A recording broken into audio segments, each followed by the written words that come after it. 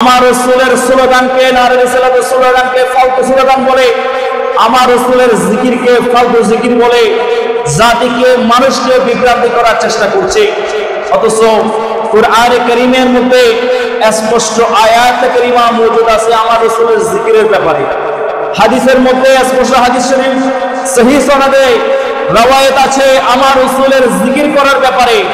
আমার রাসূলের জিকির করলে, আমার রাসূলের স্মরণ করলে, আমার রাসূলের হাদিস হচ্ছে আল্লাহ পাক রব্বুল আলামিন বান্দার আমলনামার মধ্যে ইবাদতের সওয়াব দান করবেন। জোরে বলুন সুবহানাল্লাহ।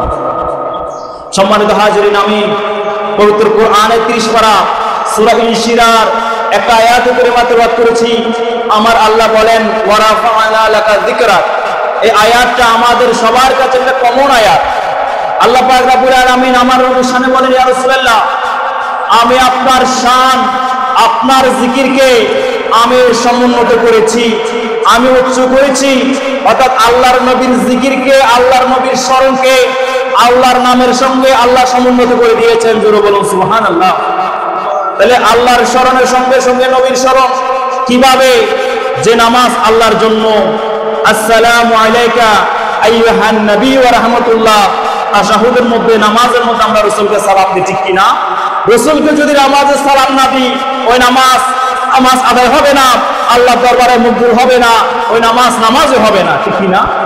আযানের মধ্যে মুয়াজ্জিন ডাক দেয়, আশহাদু আন্না মুহাম্মাদুর রাসূলুল্লাহ বলে ইমাম মুয়াজ্জিন আযান দিয়ে আমাদেরকে ডাকে, আমাদেরকে স্মরণ করায় দেয়, সাক্ষ্য দিচ্ছি মুহাম্মদ রাসূলুল্লাহ সাল্লাল্লাহু আলাইহি ওয়াসাল্লাম আল্লাহর প্রিয় নবী, প্রিয় রাসূল। জোরে বলুন সুবহানাল্লাহ।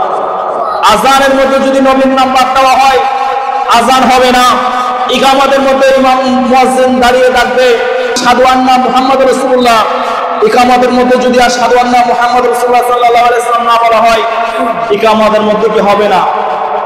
আবার যে সাক্ষ্য কালিমা যদি না পড়ে কোনো মানুষ ইমানদার হতে পারবে না। আর ইমানদার না হলে মানুষ জান্নাতি হতে পারবে না। মানুষ মুমিন না হলে মানুষ জান্নাতে যেতে পারবে না। আবাদ কাফের মুশরিক হিসাবে জাহান্নামের আগুনে নিমজ্জিত হয়ে জাহান্নামে জ্বলতে হবে, ঠিক না? আর এই কালিমার মধ্যে আমার আল্লাহ বলে দিয়েছে, আমার আল্লাহ আমার রাসূলের নামকে সমুন্নত করেছেন, লা ইলাহা ইল্লাল্লাহ মুহাম্মাদুর রাসূলুল্লাহ সাল্লাল্লাহু আলাইহি ওয়াসাল্লাম। এই কালিমাটা যে পড়েছে, ঈমান দিয়ে বিশ্বাসের সঙ্গে যে পড়েছে, অন্তরে বিশ্বাস স্থাপন করেছে, মুখে সাক্ষ্য দিয়েছে, কাজে বাস্তবায়ন করেছে লা ইলাহা ইল্লাল্লাহ মুহাম্মাদুর রাসূলুল্লাহ, তাহলে তাকে ঈমানদার হিসাবে আমরা সহ, আল্লাহ সহ, কোরআন হাদিস মোতাবেক সেই ঈমানদার হিসাবে স্বীকৃতি প্রাপ্ত। জোরে বলুন সুবহানাল্লাহ। তাহলে নামাজে নবীর নাম, নামাজে নবীর সালাম, ইবাদতের নবীর নাম, কালিমায়ে নবীর নাম, আযানে নবীর নাম। সেজন্য আমার আল্লাহ বলেন ওয়া রাফা'না লাকা যিকরাক, ইয়া রাসূলুল্লাহ, আমি আপনার স্মরণকে সমুন্নত করে দিয়েছি। সুবহানাল্লাহ বলবেন না?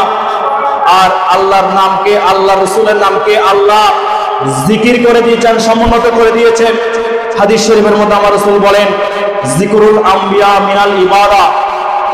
আম্বিয়া আলাইহিস সালাম, বাবা আদম সফিউল্লাহ থেকে শুরু করে ঈসা রূহুল্লাহ সহ, আমার নবী সহ প্রত্যেক নবী রাসূলের স্মরণ করা, জিকির করা, আল্লাহ পাক রব্বুল আলামিন বান্দার আমলনামার মধ্যে ইবাদতের সওয়াব লিখে দেন।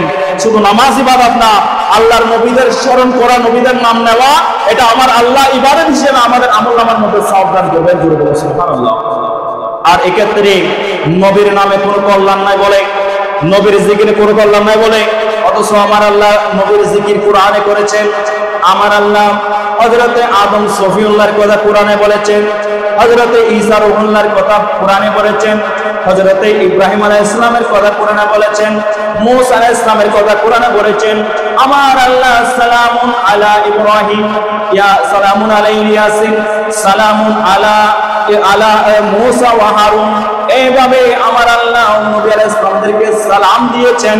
এই আয়াতগুলো যদি বান্দা তিলাওয়াত করে, বান্দা প্রতিটি আয়াতের প্রতিটি পণ্যের বিনিময়ে আল্লাহ 10টি করে বান্দার আমলনামার মধ্যে সওয়াব দান করবেন। জোরে বলুন সুবহানাল্লাহ। যেখানে নবীদের নাম নিলে সওয়াব আছে, ইবাদত হয়, সেক্ষেত্রে আমার নবী তো খাতামুল আম্বিয়া, ইমামুল মুরসালিন, আমার নবীর নাম নিলে আরো বেশি সওয়াব হবে। যে ইবাদত কবুলযোগ্য নয়, যে দোয়া কবুলযোগ্য নয়, আমার নবীর নাম নিয়ে সে দোয়া করা হয়, সে দোয়া নিঃসন্দেহে আল্লাহ কবুল করে ফেলেন।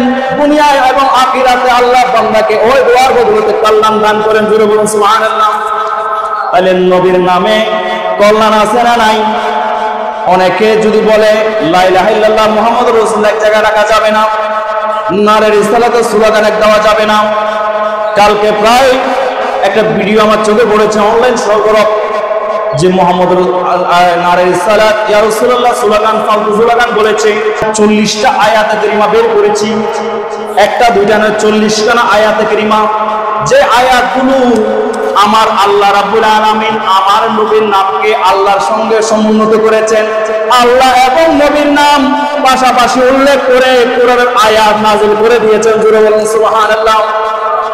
লা ইলাহা ইল্লাল্লাহ মুহাম্মাদুর রাসূলুল্লাহ অনেকে বলে এক জায়গায় রাখা যাবে না, পাশাপাশি রাখা যাবে না, রাখলে শিরক হয়। তাদেরকে বলবো এই কোরআনের আয়াতগুলো কিভাবে নেবেন, কালিমা কিভাবে নেবেন, হাদিসগুলো কিভাবে নেবেন।